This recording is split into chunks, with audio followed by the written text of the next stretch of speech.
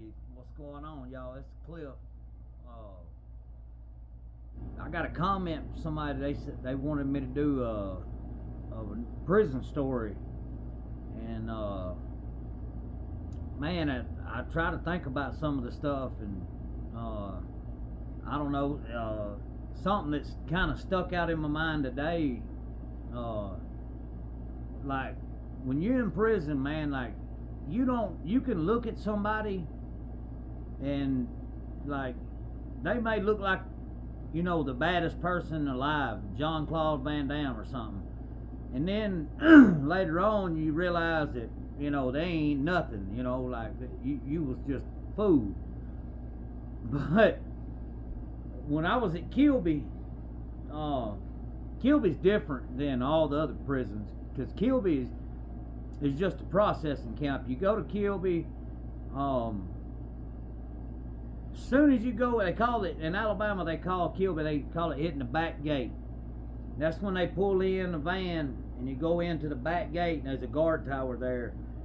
And no lie, from the first time you step off that van in cuffs and shackles, you step up in a room and they line you up around the wall, and there's a man sitting at a desk in front there, and he'll tell everybody to get butt naked right now, everything off. Everybody, I mean, you have to strip down. Ain't none of that. You know, I'd rather not get naked in front of these guys. that don't fly. So if you got a complex, don't go to prison. But anyway, you hit the back gate and you got to get naked, and then they send you over into another little spot where they cut your hair, they make you get a shower, they spray you with this. They got like a pump up sprayer like you spray Roundup with, but it's got lice killer in it, and they'll spray you real good, and you gotta like bend over, let them spray you crack or whatever, and then you get a shower, and then you get a haircut, or I think you get your clothes first, then you get a haircut, and then once you do that, you go on into what they call M or N dorm. I think it's called quarantine. You got to stay in there for like 4 or 5 days or something. I don't know. But it was all right, because when I got there, we had all been at Pickens County, and so there was already some people that had just went the day before and the day before that I'd been doing time with for a while, and they was already there. So I remember, like, you know, you go to prison, you trying to be low key as possible, and I remember we was the last bunch to leave Pickens County, and we made it to Kilby on New Year's Eve, and I'll never forget, like, walking out, going into the building, all the other guys that had already made it, they was all like, "Hey, what's up? Hey, Cliff," you know, and so you get in there, and anyway, we was out one day. They got a little area, like, I was in B dorm the first time that I was at Kilby. I was in B dorm, and it was a lot of us. We had all just left Pickens County holding facility, and we'd made it to Kilby. And so if anybody knows anything about Kilby, it's on the inside, but it's on the far end. There's a dorm that goes straight, B dorm, and there's a dorm on the left, A dorm, and then like permanent party and all that stuff's out back, J and J dorm and all that. So I'm down on the B pod, and they got a little area outside where you can walk around the track, and they got a guard tower up there, and then for some reason there's just a volleyball net in the middle of the walk of the whole yard, and there wasn't no volleyball out there, none of that. So me and this friend of mine, Gus, was walking the track one day, and it was January. It was so cold, and we had on these old white jackets they give you that you can feel the wind blowing through it. But anyway, we was walking, and there was this dude. He was that volleyball net was up, And this dude was out there, and he would duck under and throw a punch, and he would duck under the other way, throw another punch. He would duck under, when he was doing that, he would go all the way down the thing. He'd bob one way, jab, bob the other way underneath it, jab. So naturally, I told Gus, I said, I bet that old boy right there I bet he'll tear your head up. And Gus, like, probably so. So, like I said, I thought, just from watching the guy, we thought he knowed something about fighting. So, not even 12 hours go by. We go to supper that evening. And Kilby, you could rob them, man. You could get extra plates. You could get in line and go eat, and then go borrow somebody's reading glasses and put on their reading glasses and get back in line and get you, anyway. So anyway, the dude that was out on the yard one day doing Rocky training, and we thought he could fight. We judged the book by its cover. And so anyway, everybody was trying to get extra plates and stuff, and there was a guy coming out of the kitchen. And the dude that was doing the bobbing and weaving, he was coming in the kitchen, and they turned the things, and when they did, they smashed. And the guy that was doing the bobbing and the weaving told the other guy, he's like, hey man, what the, anyway, he abused him, and the guy was taking it for a minute, and then all of a sudden, the dude just dropped his plate and whoop, whoop, 1, 2, and laid old Bob and Weave, laid him out. I'm talking about Bob and Weave laid out on the ground. And I'm sitting there thinking, man, I thought that dude could fight. So, I mean, that just shows you, man, like, you don't know anything about anybody until it really jumps off. Because, like I said, I would have, if there would have been a fight that night, scheduled or something like between him and another dude, I would have lost my money because I'd probably bet on him. But he hit that other dude, and he started mouthing, and man, it wasn't just a second. Dude put him down, boom, boom, and I was like, wow. But trying to think of some other stuff, man. That was I seen some at Ventress, man. I seen some real violent stuff. I seen the first person get there we go. I seen the first, or I didn't see it, but I heard it. The first person I've ever heard get raped. I don't know if I can say it on here. If I did, I'm sorry. And then I seen the first person get unalive, man. And that was a trip. Like, I'd never seen that. Like that. The way it happened, man, it happened so fast over something that was so simple. And guy stabbed the other guy in the back, and he tried to run to get help, but like every time he would run and his heart would beat, like no lie, it would squirt blood. Like it would squirt it like 4 or 5 feet. It would squirt, I mean, gut, like. And he run about 20 yards or so, I don't know, he made it a little ways, and then he just. And what's so crazy, man, is the guy that did it had a 15-year sentence with no good time, and he had done 14 years and 8 months. He only had 4 months left, and he was going home, and ended up getting a life sentence for that. And a lot of people said that he didn't want to go home, that he,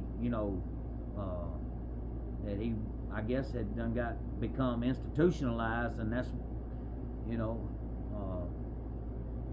a lot of guys live better in prison. No lie. I mean, there's some people that their situations are actually better inside prison than outside, because on the inside you always got a meal a couple times a day. You always got clean clothes, a hot shower. I mean, they'll give you soap and stuff like that. So, some people's got it better off in there. But yeah, man, Ventress, violent, man. Everybody was talking about how laid back it was, and it was a drug program camp, and so I was like, cool, man. I'm thinking I'm going somewhere laid back, and no, it was far from that. When I first got there, Ventress is designed to hold 950, I think, 958 or something like that. When I first got there was like 1,600 people. That's how overcrowded it was. And then they cut that they cut it down by about 400 people after I'd been there a little while.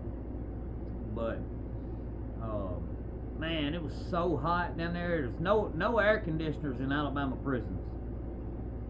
The only prison that has an air conditioner is Decatur Work Release. And I ended up at Decatur Work Release and finished my time out there. And the only reason they got air conditioning is because the federal government donated money to the main building, and per federal regulations, they gotta have air conditioner, but you can't smoke cigarettes. Now, in a state prison, you can smoke cigarettes, but you ain't got no air conditioners, which we still smoked at Decatur. I mean, you just had to pay a lot more for them. You couldn't just, somebody took a chance on getting them in. So, I don't blame them. I'd have made my money. I had money, so I would just buy them. I'd buy roll-ups, and just, it's so funny how when you're down and at prison in the camp, like where I was at in Ventress, like nobody wanted to smoke after each other and shit. Nobody would drink coffee after each other and all that, because they would say you don't know what that other man's mouth's been doing. And if he been doing something with his mouth, and then you smoke a cigarette behind him, then apparently that makes you one. Yeah. So anyway, so went through all that in the level 4, but then you get to the work release. Man, look, at Decatur where they don't have cigarettes, people don't ask no questions. Somebody can say they got some roll-ups, let me get 3 or 4 of them, and so it's kind of hypocritical, man. Like, cause I know a dude, that was, was down there, doing some stuff he wasn't supposed to be doing, but then he was selling them cigarettes at Decatur, and wasn't nobody saying nothing. They were buying them from him left and right, knowing he rolled them up. You know what I mean? Like, so it's kind of a double standard. A lot of the whole, I don't know, a lot of it's a double standard, but yeah, it's I'm just trying to think of, I did see I'll tell you what, it was a pretty good story. There was this guy, he was in the SBs, and he had been there a long time and been a part of them for a long time. And for some reason, I don't know the whole story, but they'd been wanting to violate him, and they didn't have nobody in their ranks that was willing to go do it, because apparently the guy was a good boxer and stuff. So nobody would go and violate him, and then sure enough, this dude that I was at Kilby with, I was there at Kilby, and then the next thing you know, we were Ventress together, and immediately he joined up in the SBs, the Southern Brotherhood, and I thought he was a crash out guy, and but he could really fight, and so his first thing they said was, hey, if you want in, you got to violate this dude right here. And most people wouldn't do it, and dude went down there and violated him. Now I ain't gonna lie, the other dude, the older dude, he fought back, and it was a I'm talking about, it was a good one, man.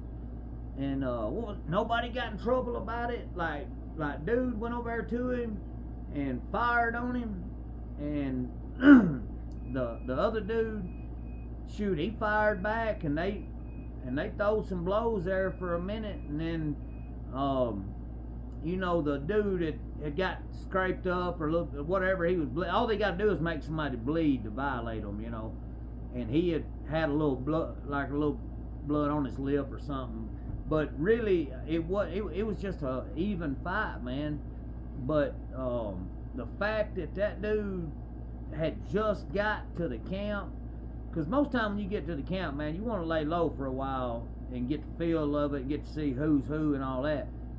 Man, this white boy walked right in off the street and said he wanted to join up with them, and went on the first mission and completed it, man. I mean, right off the ripper.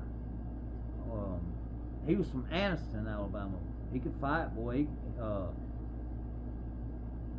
Not so much that he could fight, but he would. Like this dude, it wasn't like it wasn't nobody he wouldn't fight, and he wasn't even that big of a guy. I mean, he was like 6'1", 200 and something pounds, 210 or whatever. But man, you would think he was 6'8", 300. The way he had the heart of a lion, boy, he'd fight anybody. And yeah, that's prison dangerous, man.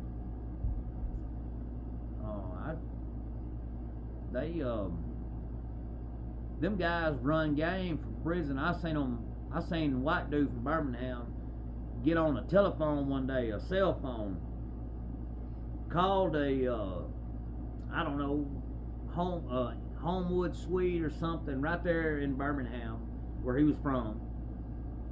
Calls them up, says yeah, room so and so please, and so they sent him to that room number. And this dude was so good, he didn't miss a beat, man. He said, hey, so and so, this is Jim down with the front desk, and listen, we had a computer crash this morning and the water pipe busted, and man, we're trying to get everything sorted out here. If we could just get your info put back in the system, we'll even comp you guys a free night, and we just need to get your info and that your name, credit card and stuff, and put it back in. And they're like, oh, and all those people here, they don't hear nothing about the busted water pipe or I need your information. All they hear is we're gonna comp you a free night. And man, you would be amazed at how many people would sit right there thinking, well, I guess because they thought it was a hotel, and they would give their credit card info to this dude, and then he would take and shoot it to a green dot card or whatever, and then shoot it from the green dot onto his books in prison. Like it was wild, man. Like I would have probably got tongue twisted up, you know what I mean, or said something stupid to mess it up. And this dude was like, I'm talking about, he was on game. Like, he talked them folks right out of their money, made thousands of dollars in prison, never even got off a rack, just with a little flip phone, so, but that's I'll try to think of some more stuff. Somebody commented and wanted me to make some more videos about prison, and I'll try to think of some more stuff. I might get. I think I know a guy or two around here that was in there with me, and we might sit down and do